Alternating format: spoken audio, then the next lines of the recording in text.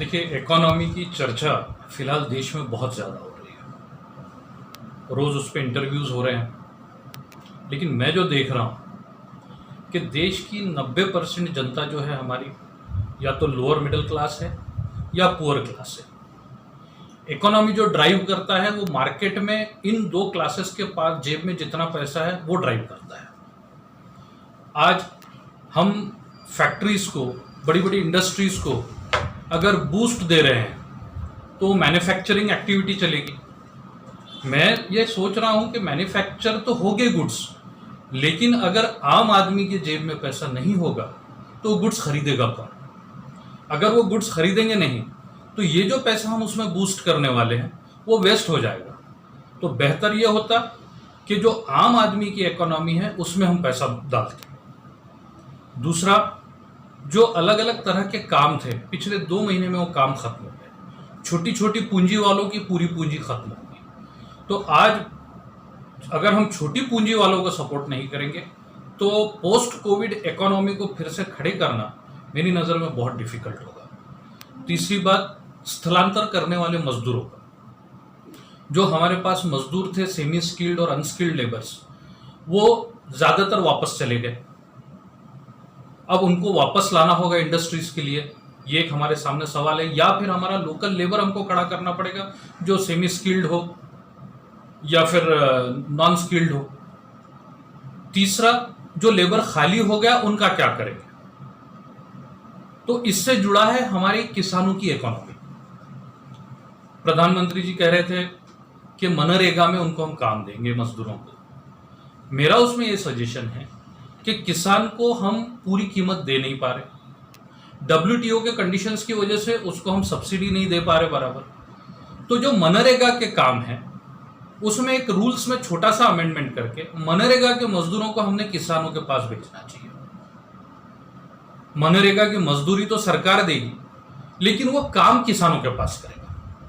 इससे किसानों को हम इनडायरेक्ट एक सब्सिडी दे पाएंगे और उसके मजदूरों का प्रॉब्लम भी सॉल्व हो जाएगा। तो इस तरह से अगर हम चाहते हैं कि कोविड के बाद में इकोनॉमी खड़ी हो तो हमने ये सारे कदम उठाने चाहिए। ऐसे मेरी अपनी एक पर्सनल राय।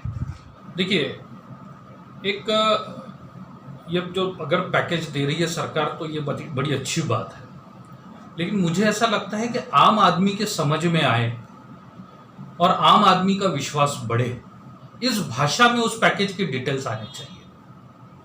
अभी सभी संभ्रम में है कि वो पैकेज एग्जैक्टली है क्या। तो मैं ये चाहता हूं कि सरकार एक बार वो क्लैरिफाई करे कि कौन से सेक्टर में किस तरह से वो पैसा बूस्ट करने वाले हैं। मुझे ऐसा लगता है कि हमने कोर्ट के रेगुलर वर्किंग अब शुरू कर देनी चाहिए, क्योंकि हमको कोविड पे अभी तक के कोई दवाई तो निकली नहीं है। कब तक ये चलेगा ये हम नहीं जानते। तो हमको इसके साथ जीने की अब आदत डालनी पड़ने वाली है। तो हमने लोगों को इसके लिए कि वो किस तरह से सेफ रह सकते हैं, कैसा सेफ डिस्टेंसिंग मेंटेन करें, और वीडियो कॉन्फ्रेंसिंग से कोर्ट की प्रोसीडिंग्स चल सकती है। तो हमने रेगुलर प्रोसीडिंग्स शुरू करना चाहिए, क्योंकि बहुत लोग कई सालों से इंतजार में हैं उनके फैसलों के। दूसरी बात बची प्रोफेशनल्स की। तो हाँ, प्रोफेशनल सचमुच ही तकलीफ में है, क्योंकि वो किसी स्कीम का फायदा भी नहीं ले सकते। उनके लिए जो सेल्फ एम्प्लॉयड प्रोफेशनल्स है, वकीलों के जैसे, उनके लिए कोई दूसरी स्कीमें नहीं है। उनको पेंशन स्कीम नहीं होती, उनके PPF नहीं होते। तो उनकी सचमुच ही हालत सोचनी है आज। तो ये सारे काम शुरू कर देने चाहिए, क्योंकि हम कब तक इंतजार करें। तो उसके लिए क्या है कि हाई कोर्ट, सुप्रीम कोर्ट के आदेश से हाई कोर्ट में एक हाई पावर कमेटी अपॉइंट हुई, और उस हाई पावर कमेटी ने लिया हुआ निर्णय।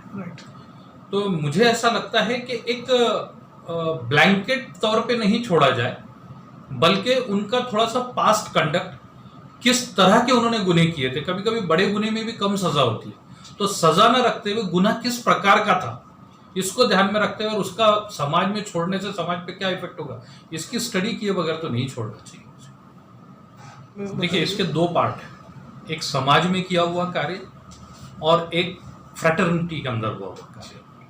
समाज में वकीलों ने बहुत बड़ा योगदान दिया। जैसा ही लॉकडाउन आया सारे बार एसोसिएशंस ने पैसा जमा करके अपने अपने जगह कलेक्टर्स को दिया है। मुझे ऐसा लगता है कि हाईकोर्ट बार एसोसिएशन ने भी तकरीबन 25 लाख रुपया, डीआरटी बार एसोसिएशन ने 15 लाख रुपया, डिस्ट्रिक्ट बार एसोसिएशन ने भी 15 से 20 लाख के बीच कहीं इस तरह से पैसा जमा कराया, और भी सामाजिक संस्थाओं को मदद करते रहे। वकीलों के लिए बार काउंसिल ने एक स्कीम बनाया था, फूड किट और तकरीबन 3,500 रुपये तक का फायदा। डिस्ट्रिक्ट बार एसोसिएशन ने 2-2 हज़ार रुपये कैश मदद की है। कुछ वकील भाइयों ने अलग अलग ग्रुप्स बना के आइडेंटिफाई किया, क्योंकि जो प्रोफेशनल है वो बताएगा नहीं कि उसको जरूरत है, उसको शर्मिंदगी महसूस।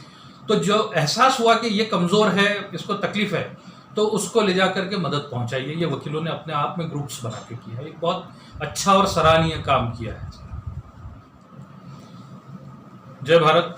मैं फिरदौस मिर्जा, एडवोकेट, हाईकोर्ट नागपुर।